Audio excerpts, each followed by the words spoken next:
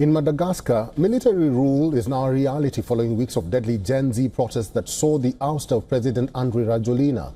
A sense of calm prevailed in the capital Antananarivo as residents returned to their daily routines.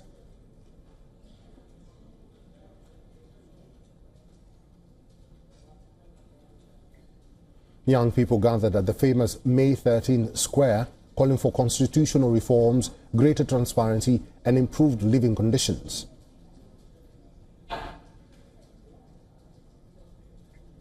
In the north of Madagascar, protesters were seen dancing and singing in the streets, celebrating Rajoelina's impeachment.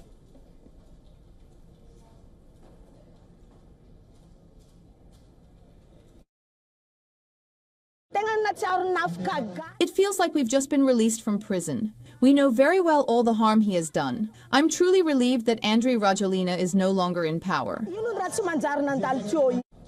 Russian Foreign Ministry has said that Moscow is monitoring events in Madagascar closely. On Tuesday, a Malagasy military officer and coup leader announced that state power in Madagascar was taken over by a military council comprising members of the army and national police. In an interview at his barracks, he has reportedly claimed that he is taking the position of president.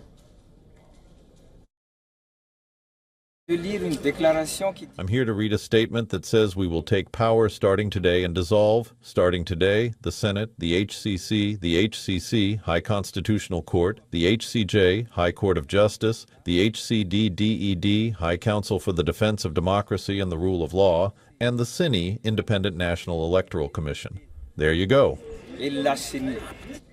Rajoelina, who came to power in a coup in 2009, condemned the power grab by the military in a statement. The 51-year-old leader is in hiding and sought to dissolve the lower house by decree. But lawmakers voted to impeach him, leaving the country in a deadlock which the military seized upon to declare they were taking charge. Anti-government protests broke out in Madagascar in late September over widespread power outages and water shortages. However, they soon turned violent, killing at least 22 reportedly.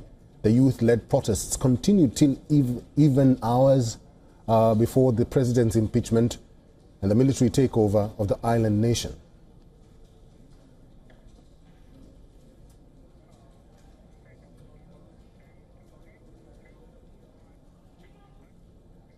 Our correspondent Louisa Olaniyi reports.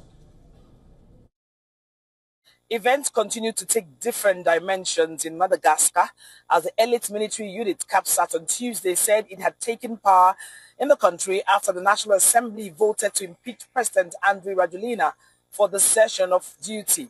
Colonel Michael Rajoelina, head of the CAPSAT military unit, standing with other officials, read out a statement in front of the presidential palace in the capital saying the unit will set up a committee composed of officers from the army and other forces, and perhaps in time it will include senior civilian advisors.